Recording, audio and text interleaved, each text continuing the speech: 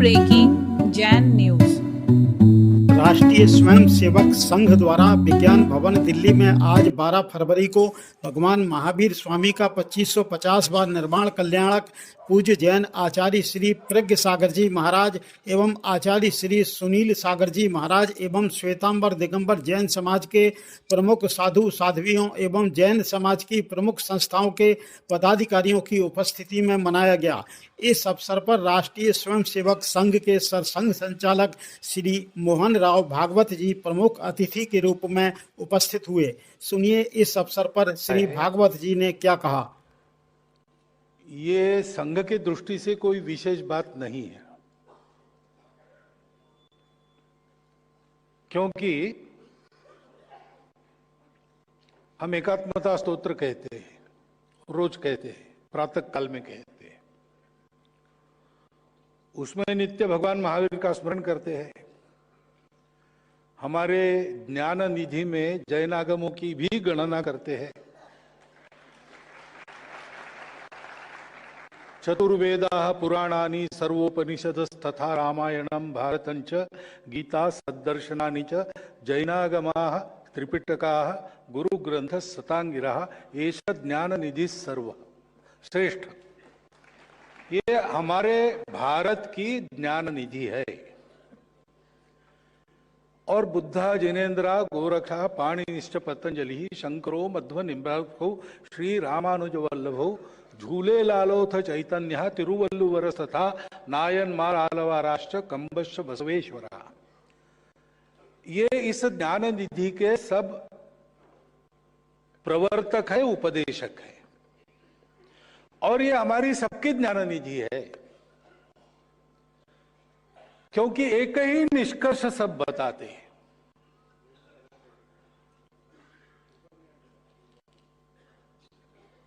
जब ज्ञान की खोज चली, दुनिया में भी चली, हमारे यहां भी चली, तो दो प्रवृत्तियां चली।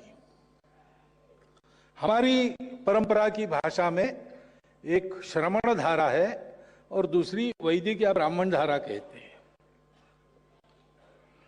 अंतर क्या था? खोज तो एक ही बात की करनी थी कि शाश्वत सुख कैसे मिलेगा, लेकिन निकले दो अलग दिशाओं में। सब में नहीं है, नहीं है, नहीं है, नहीं है, ऐसा करते हुए जहां है वहां पहुंच जाएंगे। जिसमें नहीं है उसको छोड़ते चले जाएंगे तो जिसमें है वो स्वतः सामने आ जाएगा। ये निवृत्ति पर धारा है।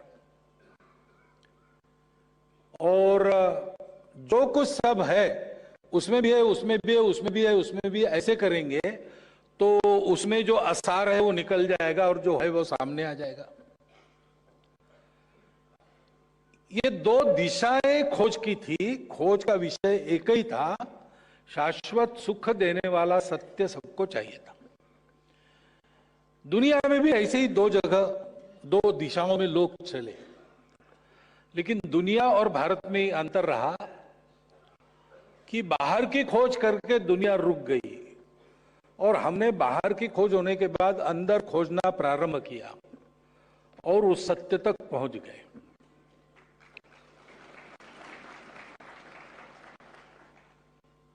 अब वो सत्य है, लेकिन देखने वाले की दृष्टि है। तो पानी का गिलास है, कोई कहता है वो आधा भरा है, दूसरा कहता है आधा खाली है, तीसरा कहता है पानी कम है, चौथा कहता है गिलास बड़ा है। वर्णन अलग अलग है, वस्तु एक ही है, स्थिति एक ही है।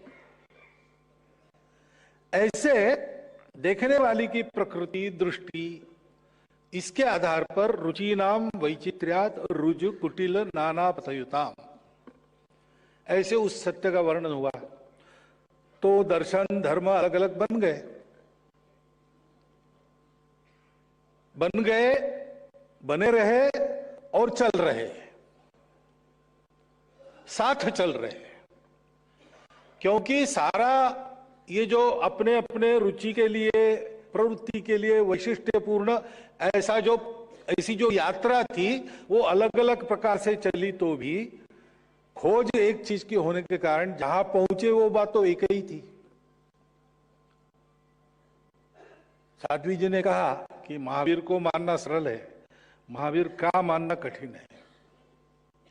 वो जो का है वो सबने एक ही बताया है, सत्य, करुणा, अहिंसा, पवित्रता और तपस। वो प्राप्त करने के लिए तपस आवश्यक है, बाकी तीनों बातें। और वो तपस का तरीका भी एक ही है कि बाहर की चीजों से मुक्त होकर अंदर के सत्य को प्राप्त करो।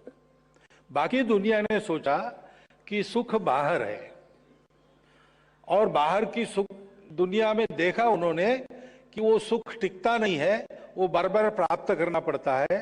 इसलिए उनका ध्येय बना कि ज्यादा से ज्यादा लंबा जियो और ज्यादा से ज्यादा भोग करो। और भोग की वस्तुएं कम है, भोग करने वाले बहुत ज्यादा है, तो स्पर्धा होगी। स्पर्धा जीतने के लिए बलवान बनो, बलवान होकर विजय प्राप्त करो। बाकी लोग आपकी दया पर रहे, आपको जो चाहिए, जैसा चाहिए, जब चाहिए तब लाके दे, तब उनको रखो, नहीं तो आप चाहे जो उनका कर सकते हो। ये जीवन का सत्य है। बाहर की दुनिया में जाएंगे तो यही सत्य प्रतीत होता है, जंगल का न्याय ही चलता है ऐसा लगता है। लेकिन वहां अंदर की खोज करने के लिए वो भी जो खोजना था वो अलग था, उनको भौतिक सुख चाहिए था, इसलिए वो मोक्ष तक तो पहुंच गए। मोक्ष मिला नहीं, लेकिन उपासनाएं तो निकली। सृष्टि को चलाने वाला कोई है या नहीं है, इसको लेकर अलग अलग, लेकिन कुछ है। लेकिन वो किस लिए है, किस लिए चाहिए? ताकि भरपूर खा सकूं, भरपूर उपभोग कर सकूं। अब ये बाहर की जड़ दृष्टि है, वो सबको अलग अलग बताती और जोड़ती किसी को नहीं है, क्योंकि उसमें समन्वय नहीं है, उसमें स्ट्रगल है, संघर्ष है, स्पर्धा है। हमारे यहां लोगों ने बाहर का नहीं मिला, बाहर टिकने वाली बात मिली नहीं तो छोड़ा नहीं, उन्होंने अंदर खोजा और उनको जोड़ने वाला तत्व मिल गया। और इसलिए जब हम सत्य कहते हैं तो सत्य हम यही कहते हैं कि सब अपने हैं। महावीर स्वामी जी का उपदेश अभी जो आचार्यों ने बताया वही सारा है, उस पर मैं अधिक बोलूं इसकी आवश्यकता नहीं। सभी अपने हैं, सुख जड़ पदार्थों में नहीं है। तुमको अकेले को, एक व्यक्ति को जीना नहीं है, व्यक्तिवाद को छोड़ो, सबके साथ मिलजुल कर रहो, अहिंसा से चलो, संयम करो, अपरिग्रह करो, चोरी मत करो, दूसरे के धन की इच्छा मत रखो। ये सारी बातें जीने का तरीका जो बताया गया वो सबने समान बताया। और आज हम देखते हैं वो तो शाश्वत है, जैसा कहा गया। सारे विश्व की समस्याएं उसकी अनदेखी से निकली है। विश्व में कलह है, विश्व में दुख है। क्यों है? इसीलिए है कि पहले तो मिलजुल कर चलने की प्रवृत्ति नहीं, हम ही सही, बाकी सब गलत। तो बाकी सब अगर गलत है तो उनके लिए यही बताया जाता है कि तुम सुधर जाओ, नहीं तो हम छोड़ देंगे, या नहीं तो हम तुम्हारा कान पकड़कर अच्छे रास्ते पर लाएंगे, नहीं मानोगे तो हम मारेंगे, फिर भी नहीं मानोगे तो मार ही देंगे। और इसलिए सत्य को जानने के नाम पर कितने रक्तपात दुनिया में हुए और आज भी चल रहे हैं। भाई बात सब लोग एक ही कर रहे हैं, लेकिन हर एक का स्थान अलग अलग है तो उसको अलग अलग दिखता है। सापेक्ष सब विचार करते हैं। मेरे सामने कोई बैठा है, ये तब तक है जब तक मेरा मुंह उनके सामने है। मैंने अगर मुंह फेर लिया तो वो सब मेरे पीछे हो जाएंगे।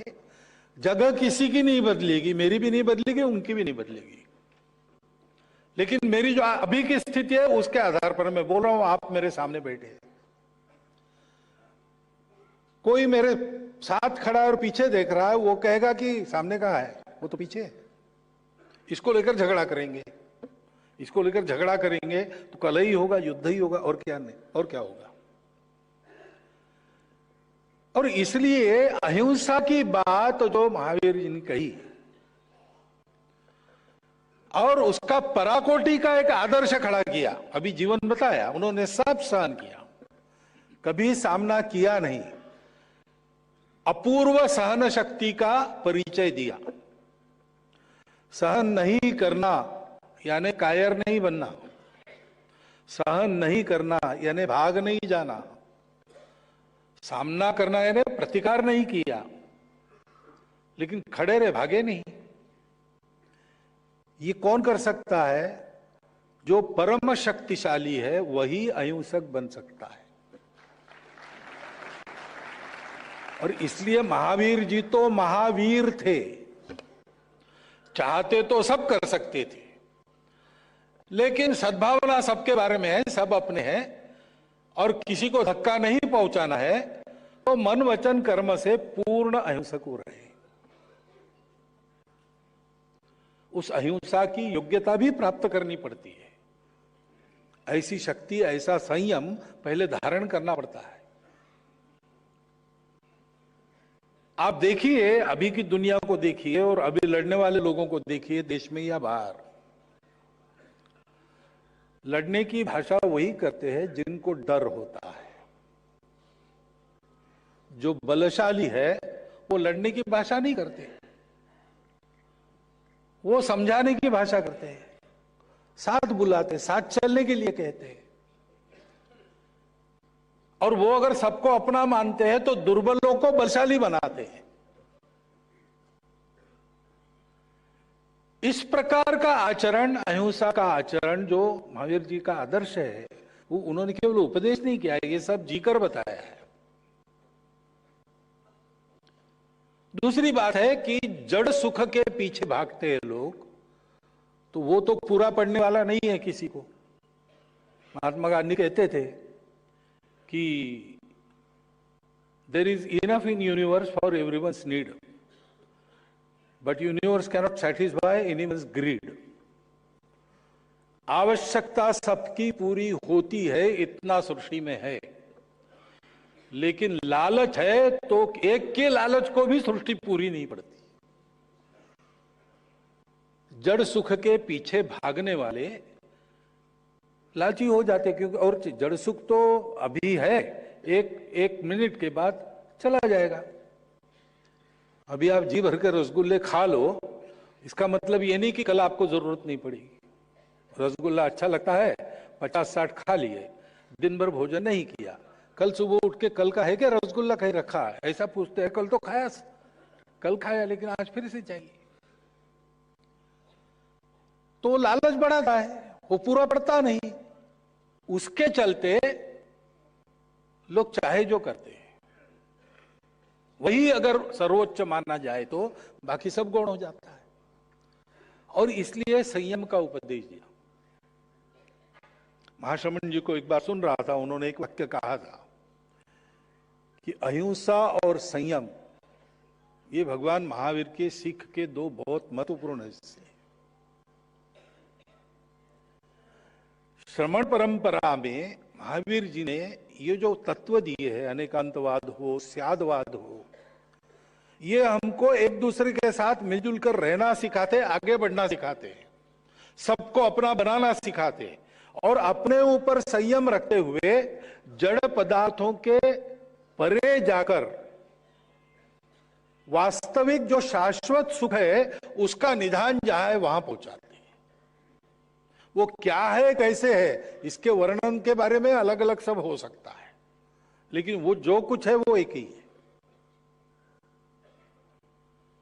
ऐसा उनका संदेश है, जीवन संदेश है।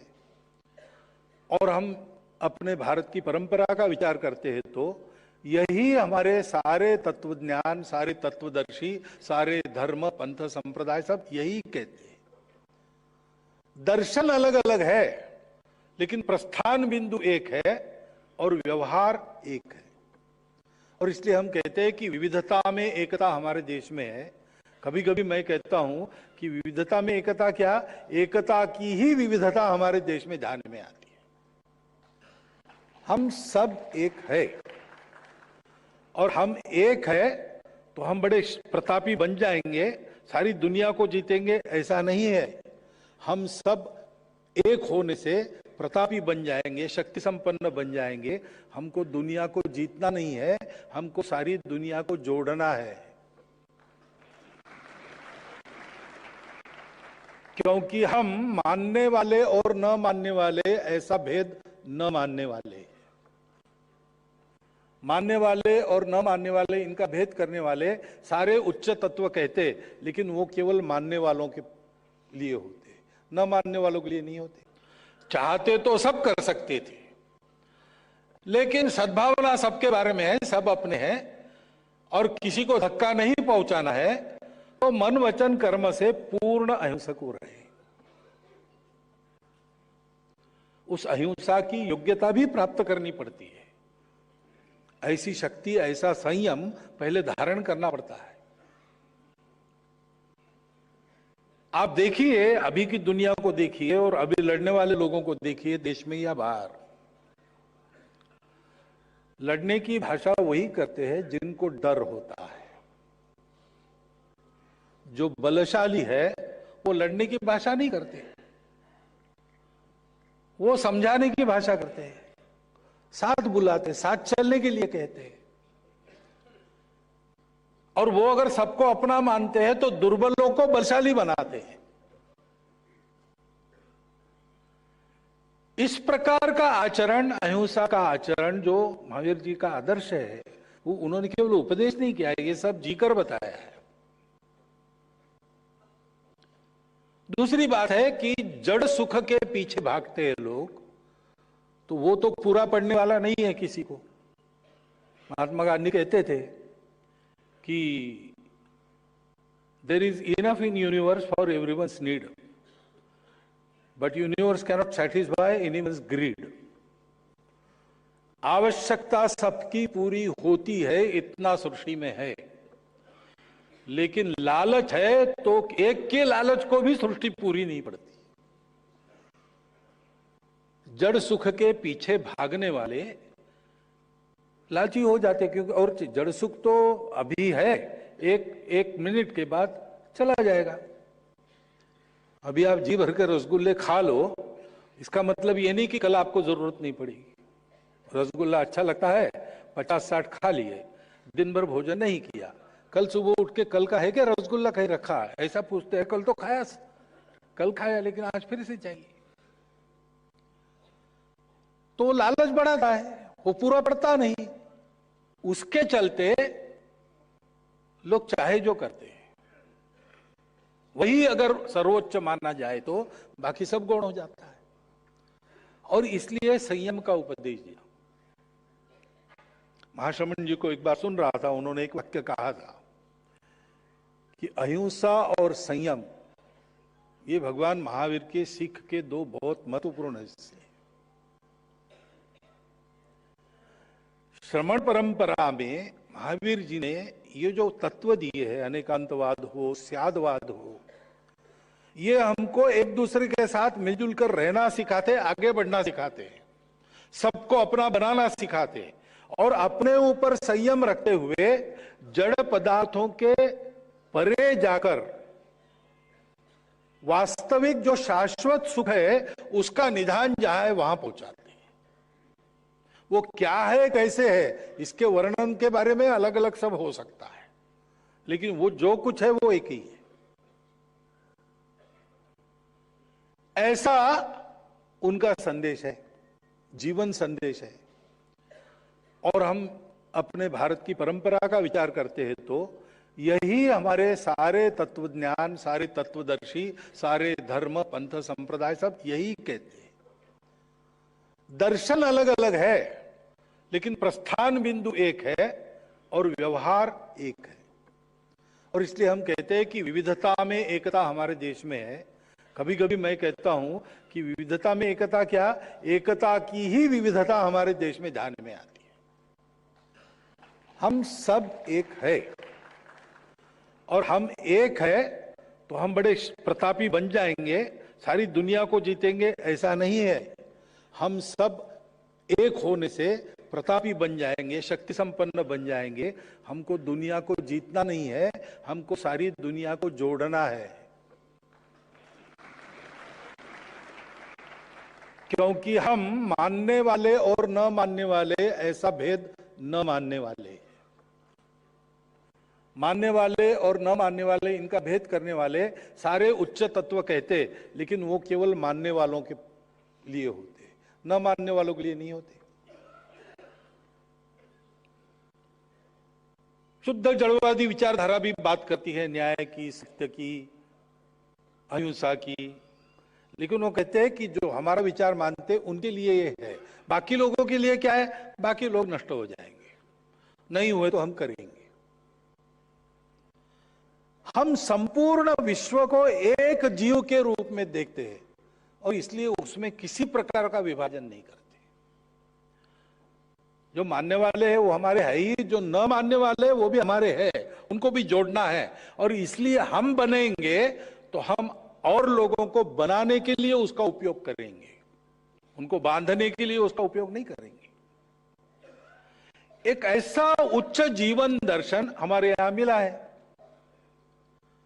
और हमको एक कर्तव्य है कि सारी दुनिया को ये रास्ता बताना, और उसका समय आ गया है।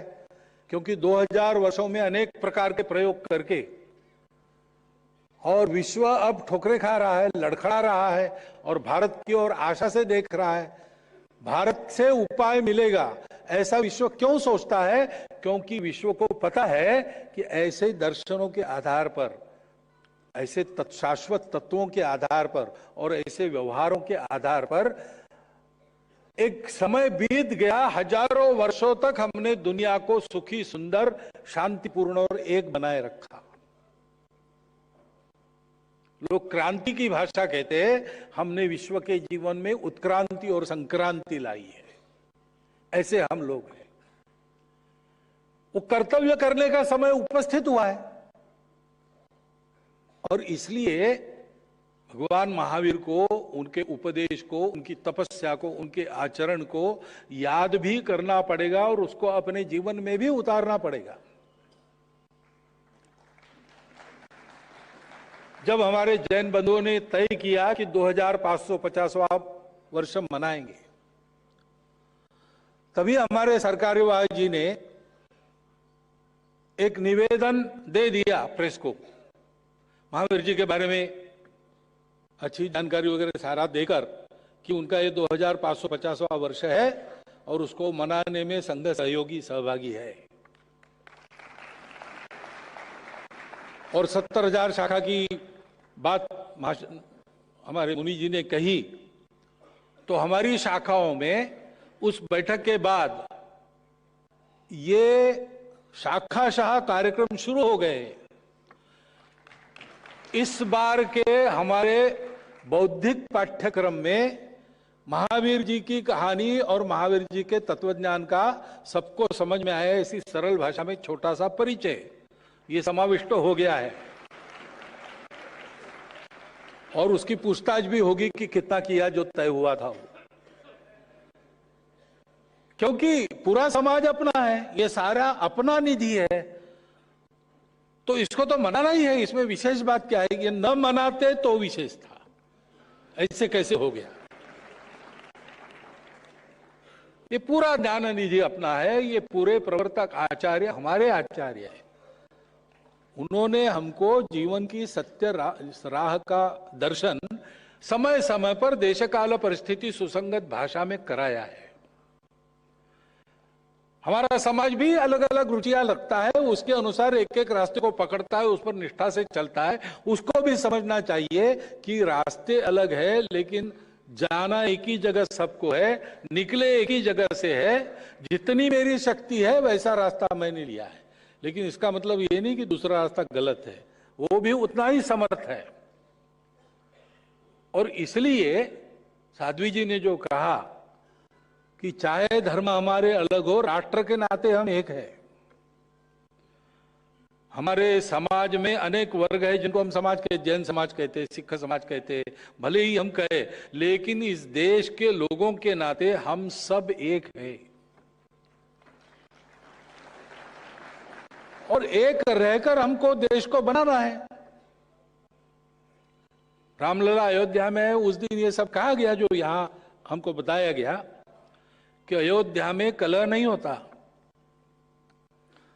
राम जन्मे दशरथ जी के घर पर, और जिस दिन कलह उत्पन्न किया गया मंथरा के द्वारा, वो राजमहल के बाहर चले गए, वन में चले गए 14 साल।